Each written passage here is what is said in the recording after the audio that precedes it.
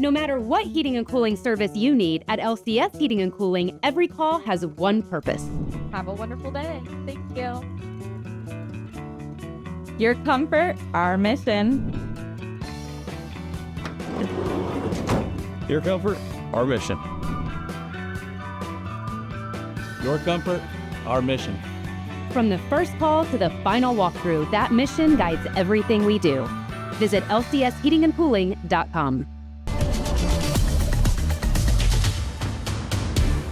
Outside the Forecast on WTHR Plus is sponsored by LCS Heating and Cooling. The late winter and early spring pattern has been dominated by big severe weather events across the Midwest, with deadly tornadoes in Illinois and Indiana and record-shattering and windshield-shattering hail. I'm meteorologist Robb Ellis, and here's a video roundup for February and March weather for Outside the Forecast. In late February and early spring, round of thunderstorms contained large hail and led to several tornadoes in southern Indiana. In Bloomington, the west side of town was hit by an EF2 tornado with winds estimated to be near 120 miles per hour and on the ground for nearly 4 miles. The storm brought down power lines and damaged this Fifth Third Bank. Being here, you get a sense, you can see just how strong those winds were last night. This house, the back of their roof was completely torn off. In fact, the wind's so strong, it carried pieces of the roof to a tree across the street.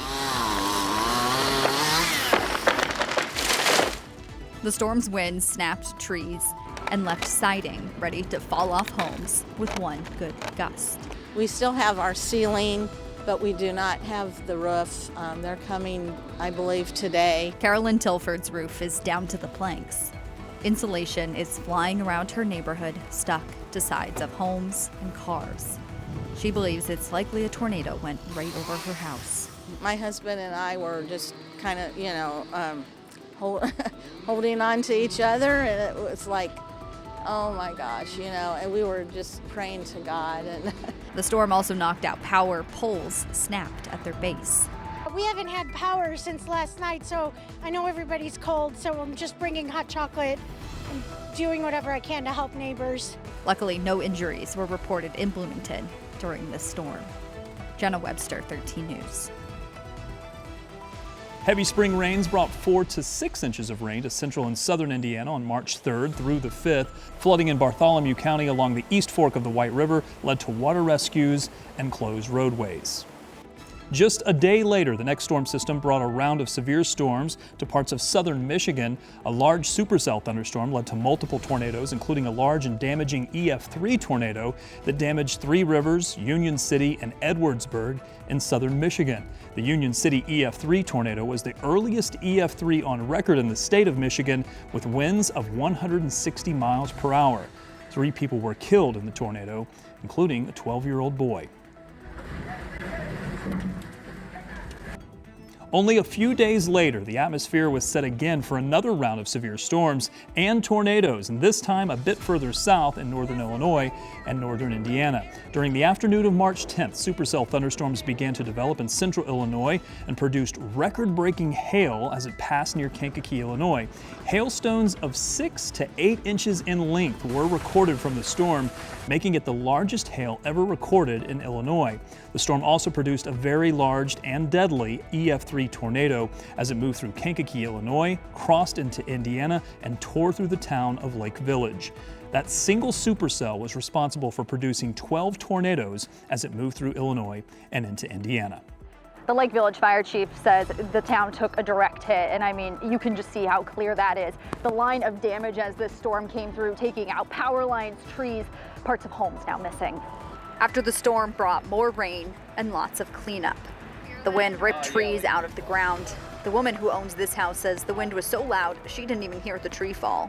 We went into the bathroom. I took my dog into the bathroom, and my grandson was watching what was going on. And then later on, we came out after it stopped, and we came out and saw all this. Down the street from her, homes are without roofs. A Family Dollar looks like the front caved in.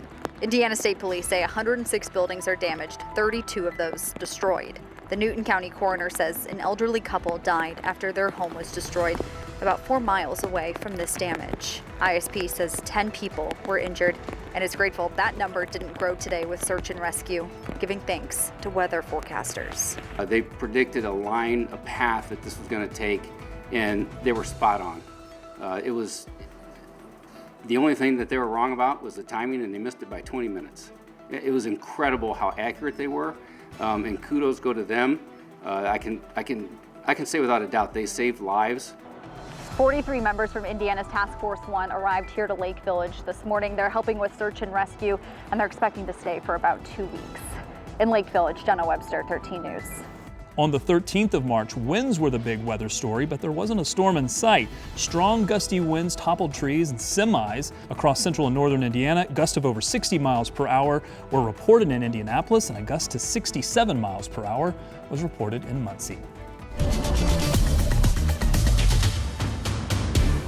Outside the Forecast on WTHR Plus is sponsored by LCS Heating and Cooling.